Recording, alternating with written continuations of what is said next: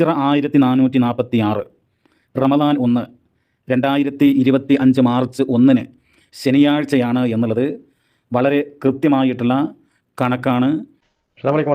ഇത് ചാലിയത്ത് നമ്മുടെ സുഹൃത്തുക്കളെ ചെന്ന ഫോട്ടോ ആണ്. ഇതൊന്നും കാണാനും തരാനൊന്നും നേരല്ല. അതിന് മുമ്പേ ഉണ്ണിക്കുട്ടി മൗലവി മാസപ്പിറവി കാണാത്തതിനാൽ മാർച്ച് 2 ഇവിടെ അൽഹംദുലില്ലാഹി റബ്ബിൽ ആലമീൻ വസ്സലാത്തു വസ്സലാമു അലാ അഷ്റഫിൽ മുർസലീൻ വഅലാ ആലിഹി വസഹ്ബിഹി അജ്മഈൻ അമ്മാ ബഅദ്. പ്രിയമുള്ള സഹോദരന്മാരെ, സഹോദരികളെ, അസ്സലാമു അലൈക്കും വറഹ്മത്തുള്ളാഹി വബറകാതുഹു. അബ്ദുൽ ഹമീദ് മദീനിയാണ് സംസാരിക്കുന്നത്. മർക്കസ് ദഅവ KJU പ്രസിഡന്റാണ്. ചില കാര്യങ്ങൾ പെട്ടെന്ന് ജനങ്ങളെ ശ്രദ്ധയിൽപ്പെടുത്തേണ്ടതുള്ളത് കൊണ്ടാണ് ഇങ്ങനെ ഒരു സംരംഭത്തിന് മുതിരുന്നത്. അതായത് മർക്കസ് ദഅവയുടെ പേരിൽ കണക്കടിസ്ഥാനത്തിൽ മാസപ്പിറവി നിശ്ചയിച്ചുകൊണ്ടുള്ള മർക്കസ് ദഅവയുടെ നിലപാടിനെ കൂടുതൽ ആളുകൾ സ്വാഗതം ചെയ്യുന്നു എന്ന് പറഞ്ഞൊരു പോസ്റ്റർ കണ്ടു. എന്നാൽ മർക്കസ് ദഅവ അങ്ങനെ ഒരു തീരുമാനമെടുത്തിട്ടില്ല. കണക്കിൻ്റെ അടിസ്ഥാനത്തിൽ, ഗോളശാസ്ത്ര കണക്കിൻ്റെ അടിസ്ഥാനത്തിൽ മാസപ്പിറവി നിശ്ചയിക്കണമെന്ന് തീരുമാനമെടുത്തിട്ടില്ല. പല ചർച്ചകളും നടന്നിട്ടുണ്ട്.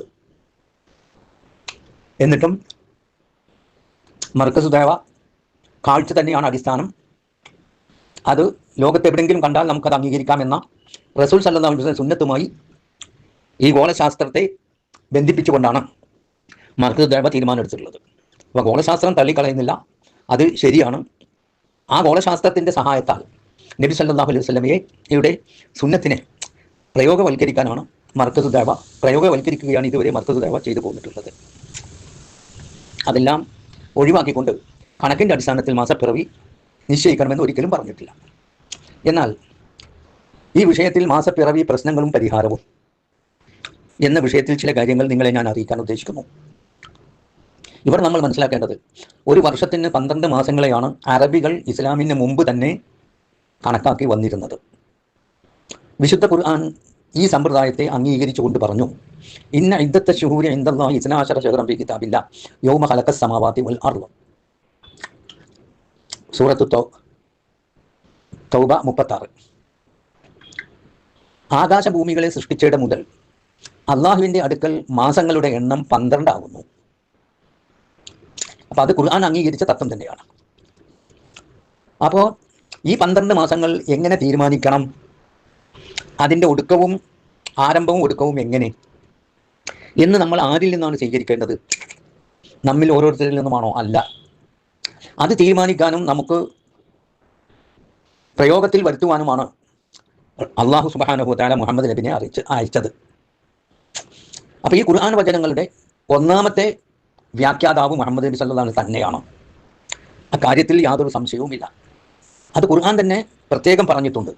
വഅൻസൽനാ ഇലൈക ദിക്റ ലിതുബയ്യിന ലിന്നാസി മാ നുസില ഇലൈഹിം ലഅല്ലഹും യതഫക്കറൂൻ. നിനക്ക് നാം വേദം അവതരിപ്പിച്ചിരിക്കുന്നു. അത് ജനങ്ങൾക്കായി അവതരിപ്പിക്കപ്പെട്ടത് നീ അവർക്ക് വിശദീകരിച്ചു കൊടുക്കാൻ, അവർ ചിന്തിച്ച് ഗ്രഹിക്കാനും വേണ്ടി. ഇതാണ് അള്ളാഹു സൂറത്തു നഹൽ 44-ാമത്തെ ആയത്തിൽ വ്യക്തമാക്കിയത്.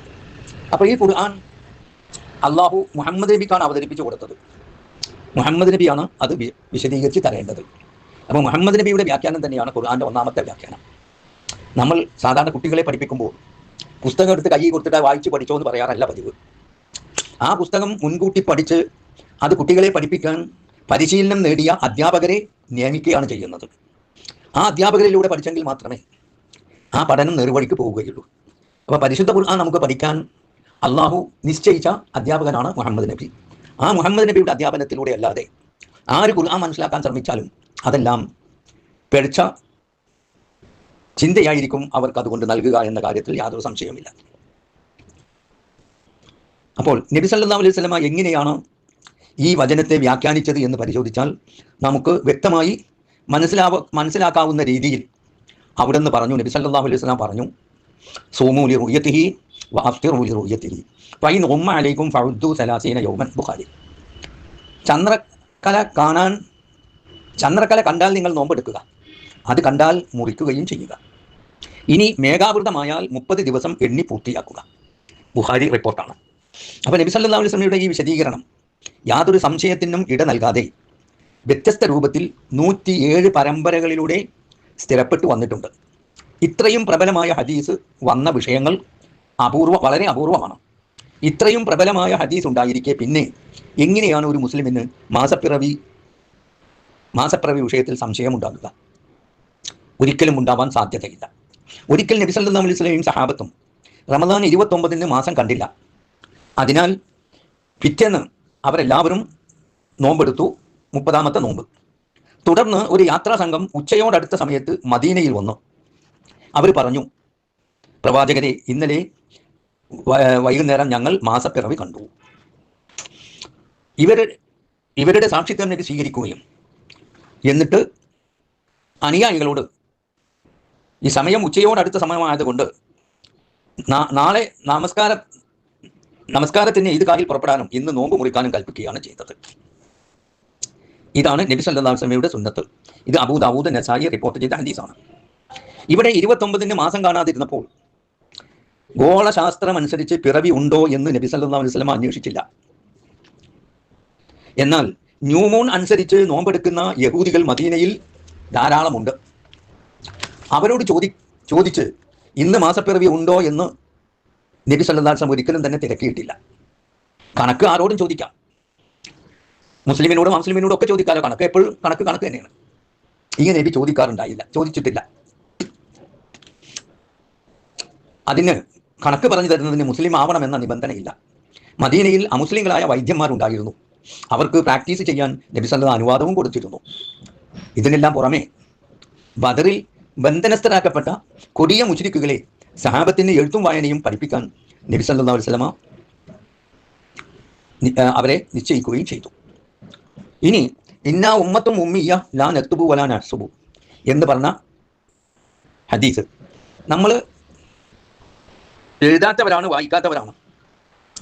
അതുകൊണ്ട് നമ്മൾ മാസം 29, 30 കണക്കാക്കേണ്ടതാണ് എന്ന് നബി സല്ലല്ലാഹു അലൈഹി വസല്ലം പറഞ്ഞത് അത് ശരിയാണ്.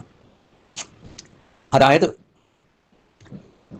ലാ നക്തുബു വലാ നഹ്സുബു എന്ന്. അപ്പോൾ ചിലരിതിന് അർത്ഥം പറയാറ്, ലാ നക്തുബു വലാ നഹ്സുബു, ഞങ്ങൾക്ക് എഴുതാൻ അറിയില്ല, വായിക്കാൻ അറിയില്ല എന്നാണ് അർത്ഥം പറയൽ. ആ പറയൽ തെറ്റാണ്. അങ്ങനെ അർത്ഥം അതിനില്ല. ലാ നക്തുബു എന്ന് പറഞ്ഞാൽ എഴുതാറില്ല, വലാ നഹ്സുബു വായിക്കാറില്ല എന്നേ അർത്ഥമുള്ളൂ. ഉദാഹരണമായിട്ട് ലാ നദ്രിബു വലാ നഅ്കുലു വലാ നശ്റബു എന്നൊക്കെ പറഞ്ഞാൽ എന്താണ് അതിൻ്റെ അർത്ഥം? ലാ നദ്രിബു എന്ന് പറഞ്ഞാൽ തിന്നാൻ അറിയില്ല എന്ന് അർത്ഥമുണ്ടോ? അല്ലെങ്കിൽ വലാ നശ്റബു ലാ നദ്രിബു എന്ന് പറഞ്ഞാൽ അടിക്കാൻ അറിയില്ല എന്ന് അതിന് അർത്ഥമില്ല. അതുപോലെ വലാ നഅ്കുലു എന്ന് പറഞ്ഞാൽ തിന്നാൻ അറിയില്ല എന്ന് അതിന് അർത്ഥമില്ല. വലാ നശ്റബു എന്ന് പറഞ്ഞാൽ കുടിക്കാൻ അറിയില്ല എന്നതിന് അർത്ഥമില്ല. മറിച്ച് ഞങ്ങൾ അടിക്കാറില്ല, തിന്നാറില്ല, കുടിക്കാറില്ല എന്നേ അതിന് അർത്ഥമുള്ളൂ. അപ്പോൾ ഉമ്മത്തും ഉമ്മി എന്ന് പറഞ്ഞാൽ അതൊരു നാനാർത്ഥമുള്ള പദമാണ്. അക്ഷരജ്ഞാനമില്ലാത്തവർ എന്ന അർത്ഥമുണ്ട്. ഉമ്മയുടെ മടിത്തട്ടിൽ നിന്ന് കിട്ടിയ വിവരമല്ലാതെ ഒരു സ്ഥാപനത്തിൽ എവിടെയും പോയി പഠിച്ചിട്ടില്ല എന്നും അർത്ഥമുണ്ട്.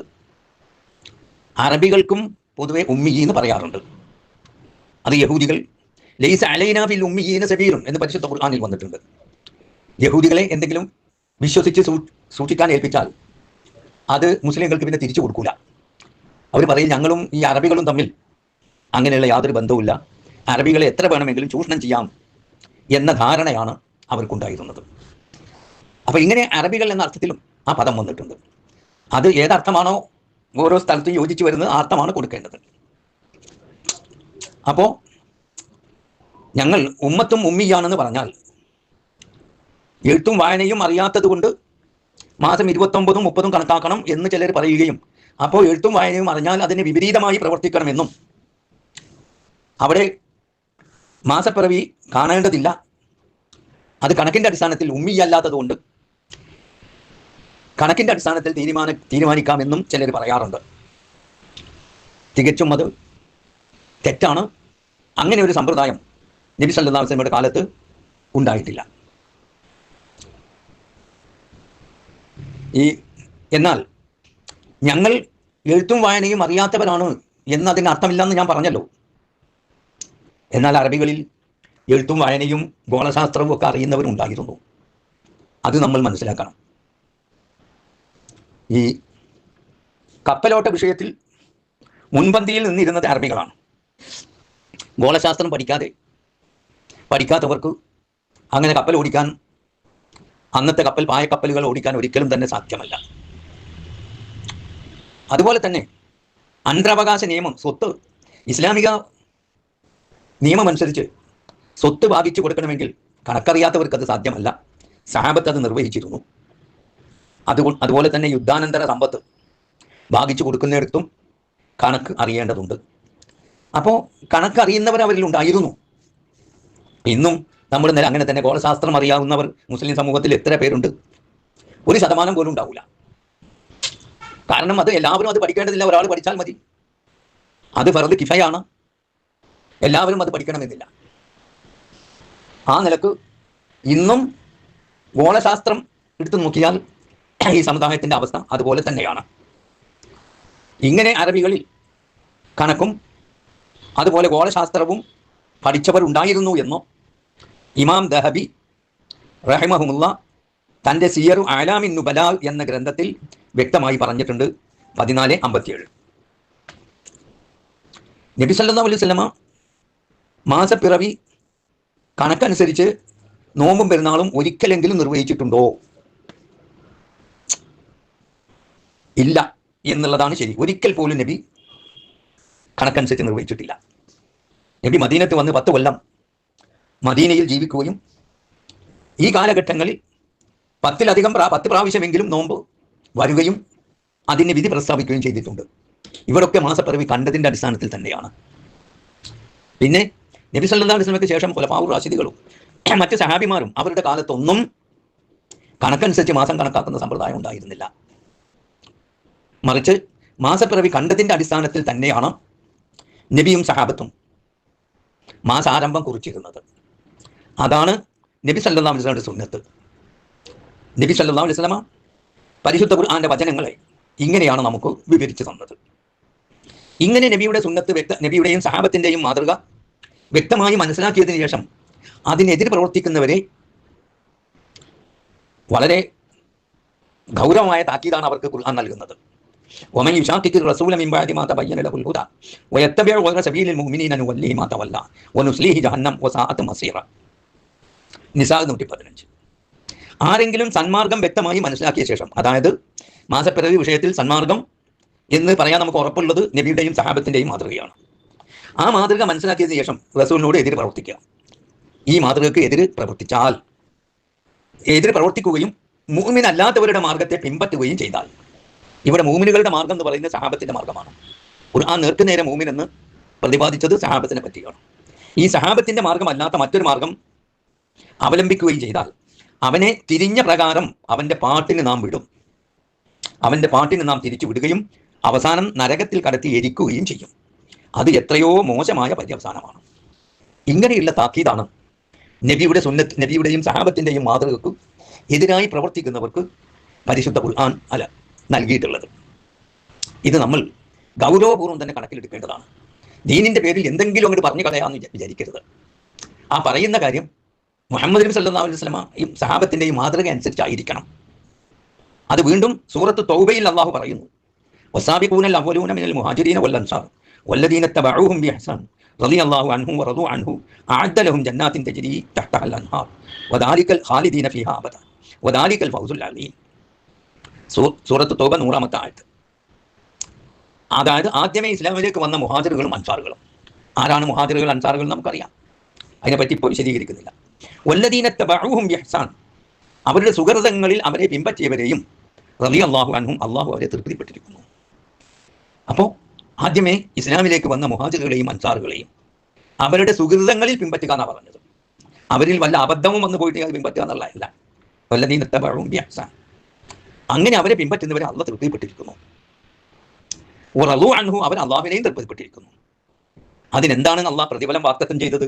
അഅദ്ദ ലഹും ജന്നാത്തിൻ തജ്രി തഹ്തഹൽ അൻഹാർ, താഴ്ഭാഗത്ത് കൂടി നദികൾ ഒഴുകുന്ന സ്വർഗ്ഗത്തോപ്പുകൾ അവർക്ക് വേണ്ടി അള്ളാഹ് തയ്യാർ ചെയ്ത് വെച്ചിരിക്കുന്നു.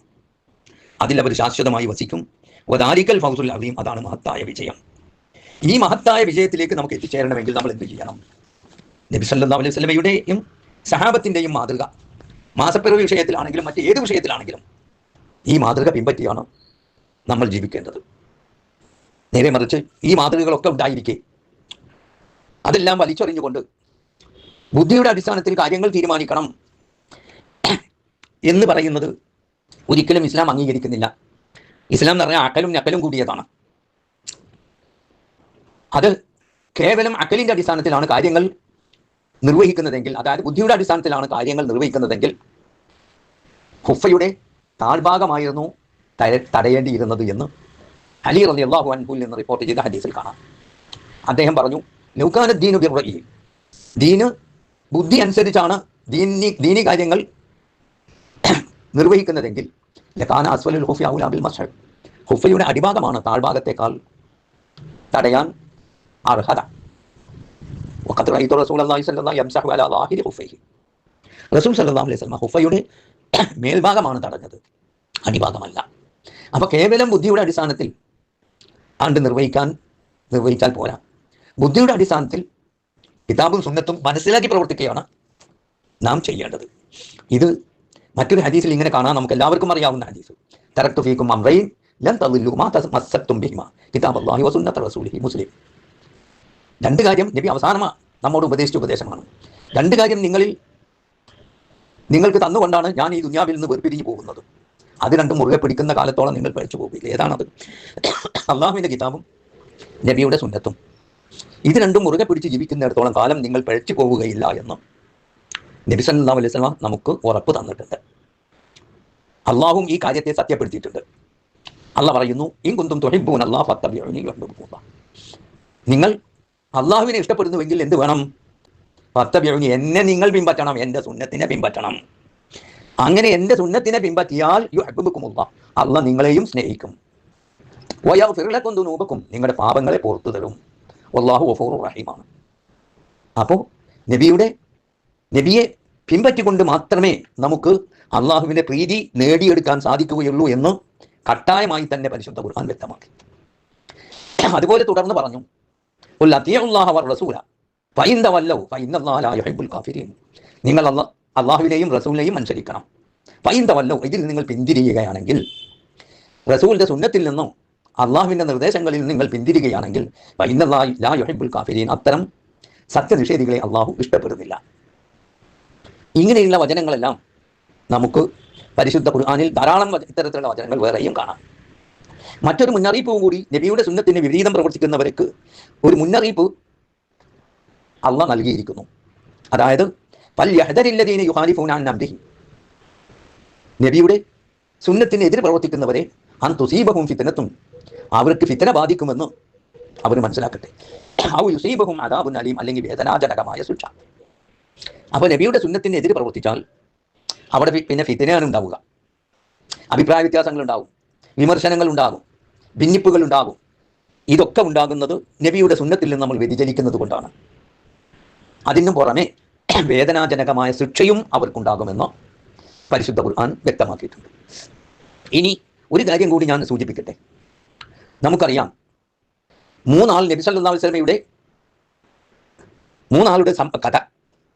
ആ 3 പേരും പ്രത്യേകം ചില തീരുമാനം എടുത്തു. അവരുടെ ഉദ്ദേശം നല്ല ഉദ്ദേശമായിരുന്നു. എന്താണ് എടുത്തത്? ഒരാൾ പറഞ്ഞു, ഞാൻ രാത്രി മുഴുവൻ നമസ്കരിക്കും, തീരെ ഉറങ്ങുകയില്ല. മറ്റൊരാൾ പറഞ്ഞു, ഞാൻ എന്നും നോമ്പെടുക്കും. മൂന്നാമത്തെ ആൾ പറഞ്ഞു, ഞാൻ വിവാഹം കഴിക്കാതെ മുഴുവൻ സമയവും അള്ളാഹുവിന് ഇബാദത്ത് ചെയ്യാൻ വേണ്ടി ഉപയോഗപ്പെടുത്തും. ഇങ്ങനെ തീരുമാനമെടുത്തു. ഈ തീരുമാനത്തെപ്പറ്റി നബി സല്ലല്ലാഹു അലൈഹി വസല്ലം അറിഞ്ഞു. നബി സല്ലല്ലാഹു അലൈഹി വസല്ലം അറിഞ്ഞപ്പോൾ അവരെ വിളിച്ചു. എന്താ നബി പറഞ്ഞത്? ഞാൻ ഇന്ന വിധത്തിലൊക്കെ കേട്ടു, എന്നാൽ ഞാനാണ് നിങ്ങളെക്കാൾ കൂടുതൽ അള്ളാഹുവിനെ ഭയപ്പെടുന്നത്, നിങ്ങളെക്കാൾ കൂടുതൽ അള്ളാഹുവിനെ സൂക്ഷിച്ച് ജീവിക്കുന്നവനും ഞാനാണ്. എൻ്റെ സുന്നത്ത്, ഞാൻ രാത്രിയിൽ നമസ്കരിക്കും, കിടന്നുറങ്ങും, സുന്നത്ത് നോമ്പുകൾ എടുക്കും, മുറിക്കും, വിവാഹം കഴിക്കും, ഭാര്യമാരുമായി നല്ല നിലയ്ക്ക് ജീവിക്കും. ഇതൊക്കെയാണ് എൻ്റെ സുന്നത്ത്. ഫമൻ റഗിബ അൻ സുന്നത്തി ഫലൈസ മിന്നി, എൻ്റെ ഈ സുന്നത്തിനെ വിട്ടുകൊണ്ട് മറ്റേതെങ്കിലും ഒരു മാർഗം ആരെങ്കിലും സ്വീകരിച്ചാൽ ഫലൈസ മിന്നി, അവൻ എന്നിൽപ്പെട്ടതല്ല, അവന് മുസ്ലിം ഉമ്മത്തിൽ തന്നെ അംഗത്വമല്ല എന്നാണ് റസൂലുള്ളാഹി സ്വല്ലല്ലാഹു അലൈഹി വസല്ലം പറഞ്ഞത്. ഇവരെന്താ ചെയ്ത അബദ്ധം?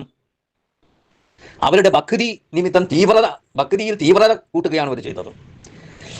രാത്രി മുഴുവൻ ഉറങ്ങാതെ നമസ്കരിക്കാമെന്നും എന്നെന്നും നോമ്പെടുക്കാമെന്നും വിവാഹം കഴിക്കാതെ ജീവിതം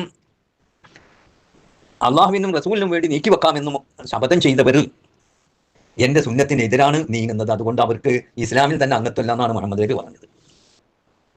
എങ്കിൽ ഈ മാസപ്പിറവിയുടെ വിഷയത്തിൽ നബി സല്ലല്ലാഹു അലൈഹി വസല്ലമയുടെയും സഹാബത്തിന്റെയും സുന്നത്ത് ഇന്നതാണെന്ന് മനസ്സിലാക്കിയതിന് ശേഷം അതിനെതിരെ പ്രവർത്തിക്കുന്നവരെ എന്ത് പേരാണ് നമ്മൾ പറയേണ്ടത്? നിങ്ങളൊന്ന് ആലോചിച്ച് നോക്കൂ. മറ്റൊരു സംഭവം, ഷെയ്ഖ് സാലിഹ് അബ്ദുൽ ഖാദി, തമ്മീസിലെ ഖാദിയാണ് അദ്ദേഹം, അടുത്തുള്ള തമ്മീസിലെ ഖാദിയാണ്. അദ്ദേഹത്തിൻ്റെ ഒരു ഗ്രന്ഥമുണ്ട്, ഹൗല മൻഹജ് ഇസ്ബാത്തിൽ അഹില്ല എന്ന് പറഞ്ഞിട്ടൊരു ഗ്രന്ഥമുണ്ട്. ആ ഗ്രന്ഥത്തിൽ അദ്ദേഹം പറയുന്നു, ഇദാ സബത റുഇയ ഫീ ബലദിൻ, ഒരു നാട്ടിൽ മാസപ്പിറവി കണ്ടാൽ വജബ അലൽ മുസ്ലിമീന ഇൽതിസാമു ബിഹാ, മുസ്ലിങ്ങൾ അത് സ്വീകരിക്കണം, അതനുസരിച്ച് പ്രവർത്തിക്കണം. വലാ ഇബറത ലിഖ്തിലാഫിൽ മതാലിഅ, ഉദയാസ്തമന വ്യത്യാസം പരിഗണിക്കേണ്ടതില്ല. അപ്പോൾ ഒരു നാട്ടിൽ മാസപ്പിറവി കണ്ടാൽ എല്ലാ നാട്ടുകാർക്കും അത് ബാധകമാണ്. ലിഉമൂമിൽ ഖിതാബ് വൽ ആമിർ ബിസ്സൗമി വൽ ഇഫ്താർ, നോമ്പെടുക്കാനും നോമ്പ് മുറിക്കാനുമുള്ള നബിയുടെ കൽപ്പന ആമായ കൽപ്പനയാണ്, പൊതുവായ കൽപ്പനയാണ്. അതുകൊണ്ട് എവിടെയെങ്കിലും ഒരിക്കൽ മാസം കണ്ടാൽ എല്ലാ മുസ്ലിമുകൾക്കും അത് ബാധകമാണ്. ഉൽ അഹ്റാലിൽ മുസ്ലിമീന യൗം, ഇന്നത്തെ മുസ്ലിങ്ങൾക്ക് ഏറ്റവും നല്ലത് വഖദ് അസ്ബഹൽ ആലം കൽ ഖറിയത്തിൽ വാഹിദ, ലോകം മുഴുവൻ ഒരു ഗ്രാമം പോലെ ആയിരിക്കുന്നു എന്ന്. വസാറൽ ഖബർ യശീഉ ഫീ നഫ്സിൽ ലഹ്ള ഫീ മശാരിഖിൽ അർളി വമഗാരിബിഹ, ഒരു നിമിഷത്തിൽ തന്നെ കിഴക്കും പടിഞ്ഞാറും ഇസ്ലാമിലെ വാർത്തകൾ പ്രചരിച്ചുകൊണ്ടിരിക്കുന്നു. അതുകൊണ്ട് അവർ അൻയഹുദൂബി മദ്ഹബിൽ ജുംഹൂർ, ജുംഹൂറിന്റെ അഭിപ്രായമാണ് മാസപ്പിറവി വിഷയത്തിൽ സ്വീകരിക്കേണ്ടത്. ലിമാ ഫീഹി മിനൽ വഹദത്തിൽ മുസ്ലിമീൻ, അതിനാണ് മുസ്ലിങ്ങളുടെ ഐക്യം. വജ്തിമാഇ കലിമത്തിഹിം, അവരുടെ അഭിപ്രായങ്ങൾ ഏകീകരിക്കുന്നതും ഈ വിഷയത്തിൽ കൂടി മാത്രമേ സാധിക്കൂ. ഇവിടെ ജുംഹൂർ എന്ന് പറയുന്നത്, ജുംഹൂറിന്റെ വാക്ക് നമുക്ക് പ്രമാണമല്ല, പക്ഷേ ജുംഹൂറിന്റെ വാക്ക് ഒറ്റപ്പെട്ട ഓരോരുത്തരുടെ വാക്കിനേക്കാൾ പ്രബലമാണല്ലോ ജുംഹൂറിന്റെ വാക്ക്. ഈ ജുംഹൂറിൽ നബി സല്ലല്ലാഹു അലൈഹി വസല്ലം സഹാബികളും ഉൾപ്പെടുന്നു, താബിയകളും സഹാബത്തും ഇവരെല്ലാം ഉൾപ്പെടുന്നു. അവരെ ഇജ്മാഅ് പോലും ആ വിഷയത്തിൽ ഉണ്ട് എന്നാണ് പറയപ്പെടുന്നത്. അപ്പൊ അതിനെതിരെ നീങ്ങുന്നത് ഒരു മുസ്ലിമിന്, പ്രത്യേകിച്ച് ഇന്നത്തെ കാലത്ത് മുസ്ലിങ്ങളെ ഒന്നിപ്പിക്കാനും യോജിപ്പിക്കാനും ഉള്ള സൗകര്യങ്ങൾ ഏറ്റവും വർദ്ധിച്ച ഈ കാലഘട്ടത്തിൽ നബി സല്ലല്ലാഹു അലൈഹി വസല്ലമയുടെയും സഹാബത്തിന്റെയും മാതൃക പിൻപറ്റാതെ നമ്മൾ നമ്മുടെ ബുദ്ധിയിൽ ഭ്രമിച്ചുകൊണ്ട്, നമ്മുടെ ബുദ്ധിശക്തിയിൽ ഭ്രമിച്ചുകൊണ്ട് മുന്നോട്ട് നീങ്ങുന്നത് ഇസ്ലാം ഒരിക്കലും അനുവദിക്കുന്നില്ല. മാത്രമല്ല, ചിലർ പറയാറുണ്ട്, നമ്മൾ ളുഹർ നിസ്കരിക്കുന്നത് സൂര്യൻ മധ്യാഹ്നത്തിൽ തെറ്റിയത് കണ്ടിട്ടാണോ, ഫജ്ർ നമസ്കരിക്കുന്നത് ഫജ്ർ കണ്ടിട്ടാണോ, മഗ്രിബ് നിസ്കരിക്കുന്നത് സൂര്യൻ അസ്തമിച്ചത് കണ്ടിട്ടാണോ എന്നൊക്കെ പലരും ചോദിക്കാറുണ്ട്. ആ ചോദ്യം വിഡ്ഢിത്തമാണ്. കാരണം ഇവിടെ എവിടെയും അത് കണ്ടിട്ട് നമസ്കരിക്കണമെന്ന് പറഞ്ഞിട്ടില്ല. ഇപ്പൊ ഫജ്ർ നമസ്കാരം, ഫജ്ർ ഉദിച്ചത് കണ്ടിട്ട് നമസ്കരിക്കണമെന്ന് പറഞ്ഞിട്ടില്ല, ഫജ്ർ ഉണ്ടായാൽ മതി. അതുപോലെ വൈദാ സാലത്തി ശംസു, സൂര്യൻ മധ്യാഹ്നത്തിൽ തെറ്റിയാൽ ഓർ നിസ്കരിക്കണം, അത് കണ്ടിട്ട് നിസ്കരിക്കണമെന്ന് പറഞ്ഞിട്ടില്ല, അത് മധ്യാഹ്നത്തിൽ തെറ്റിയാൽ മതി. അതുപോലെ വൈദാ സാറ ലില്ലു കുല്ലു ശൈഇൻ മിസ്ലഹു, ഓരോ വസ്തുവും അതിന്റെ നിഴൽ അതിന്റെ വലിപ്പത്തിലെത്തിയാൽ അവർ അസർ നിസ്കരിക്കണം, അത് കണ്ടിട്ട് നിസ്കരിക്കണം എന്ന് പറഞ്ഞിട്ടില്ല, അങ്ങനെ ഉണ്ടായാൽ മതി. ആ ഉർബത്തി ശംസ്, അല്ലെങ്കിൽ മഗ്രിബ് നമസ്കാരത്തിന് സൂര്യൻ അസ്തമിച്ചത് കണ്ടിട്ടേ നമസ്കരിക്കാവൂ എന്ന് പറഞ്ഞിട്ടില്ല, സൂര്യൻ അസ്തമിക്കൽ ഉണ്ടായാൽ മതി. വഗാബ ശഫഖ്, ഇശാ നമസ്കാരത്തിന് ശഫഖുൽ അഹ്മർ മറയലാണ്, അത് മറഞ്ഞു എന്ന് മനസ്സിലാക്കിയാൽ മതി, അത് കാണണമെന്നില്ല. വലം യഖുൽ, നബി സല്ലല്ലാഹു അലൈഹി വസല്ലം പറഞ്ഞില്ല, ഇദാ റഅയ്തും തുലൂഅൽ ഫജ്ർ, തുലൂഅൽ ഫജ്ർ കണ്ടാൽ നമസ്കരിക്കണം എന്ന് പറഞ്ഞിട്ടില്ല. വസവാലു ശംസ്, സവാലു ശംസ് കണ്ടാൽ നമസ്കരിക്കണം എന്ന് പറഞ്ഞിട്ടില്ല.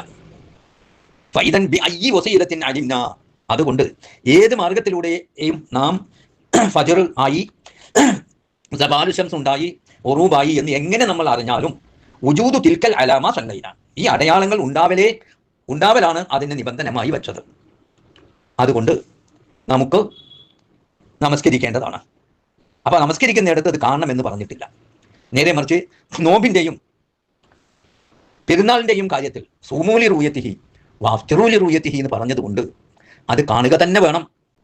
മാത്രമല്ല, സലഫി പ്രസ്ഥാനത്തിന്റെ ഏറ്റവും മാതൃകാപരമായ നേതാവാണ് ഷെയ്ഖുൽ ഇസ്ലാം ഇബ്നു തൈമിയ. അദ്ദേഹം അന്നത്തെ എല്ലാ വിരുദ്ധ ശക്തികളോടും സമരം ചെയ്തുകൊണ്ടാണ് അദ്ദേഹം ഈ സലഫി ആദർശത്തിന് വേണ്ടി നിലകൊണ്ടത്. അദ്ദേഹം പറയുന്നു, വഅജ്മഅ സഹാബ വതാബിഊൻ, സഹാബത്തും താബിഈകളും ഇജ്മാ ആയിട്ടുണ്ട്. വൽ അയിമ്മ ഇമാമുകളും ഇജ്മാ ആയിട്ടുണ്ട്. വജമീഉൽ ഫുഖഹാഇ ഫിൽ ഖുറൂനി സലാസത്തിൽ മുഫദ്ദല, അള്ളാഹുവിന്റെ റസൂൽ ശ്രേഷ്ഠമാണെന്ന് വിശേഷിപ്പിച്ച 3 നൂറ്റാണ്ടിലെ ഫുഖഹാക്കൾ എല്ലാവരും അല അന്നഹു ലാ യഅമലു ബിൽ ഹിസാബിൽ ഫലകി, ഗോളശാസ്ത്ര കണക്കനുസരിച്ച് അമൽ ചെയ്യരുത്, നോമ്പും പെരുന്നാളും കഴിക്കരുത് എന്ന് ഇജ്മാ ഉണ്ടായിട്ടുണ്ട്. എന്തിലെ ഫി ഇസ്ബാത്തി ദുഖൂലി ശഹ്ർ റമളാൻ, റമളാൻ മാസത്തിൽ പ്രവേശിച്ചു, അതുപോലെ തന്നെ റമളാൻ മാസം അവസാനിച്ചു എന്നതിന് ഗോളശാസ്ത്രം സ്വീകരിക്കരുത് എന്ന് സഹാബത്തിന്റെയും താബിഈകളുടെയും ഇജ്മാ ഉണ്ടായിട്ടുണ്ട്. അങ്ങനെ ഒരു കാലഘട്ടത്തിൽ ഇജ്മാ ഉണ്ടായാൽ ആ ഇജ്മാഇനെതിരെ നീങ്ങാൻ മുസ്ലിങ്ങൾക്ക് ഒരിക്കലും അനുവാദമില്ല. അതാണ്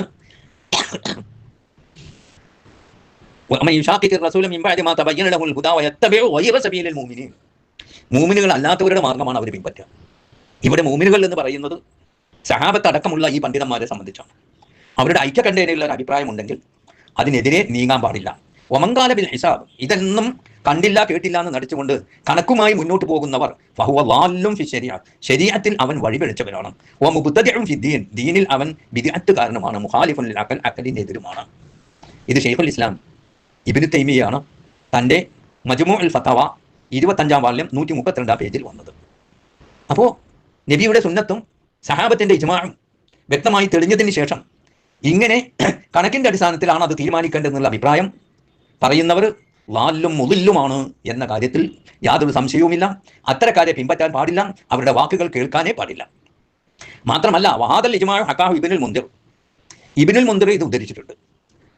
വമിനൽ മാലിക്കിയാൽ ബാജി, മാലിക്കി മദ്ഹബിൽ നിന്ന് ബാജിയും, വബ്നുൽ ആബിദീൻ ഹനഫികളിൽ നിന്ന് ഇബ്നു ആബിദീനും, ഷൗക്കാനിയും സിദ്ദീഖ് ഹസൻ ഖാനും മുല്ല അലിയുൽ ഖാരിയും അവരുടെ തഫ്സീറുകളിൽ ഇത് ഇന്ന ഇദ്ദത്ത ശുഹൂരി ഇൻദല്ലാഹ് എന്ന ആയത്തിന്റെ തഫ്സീറുകളിൽ വ്യക്തമായി പറഞ്ഞിട്ടുണ്ട്.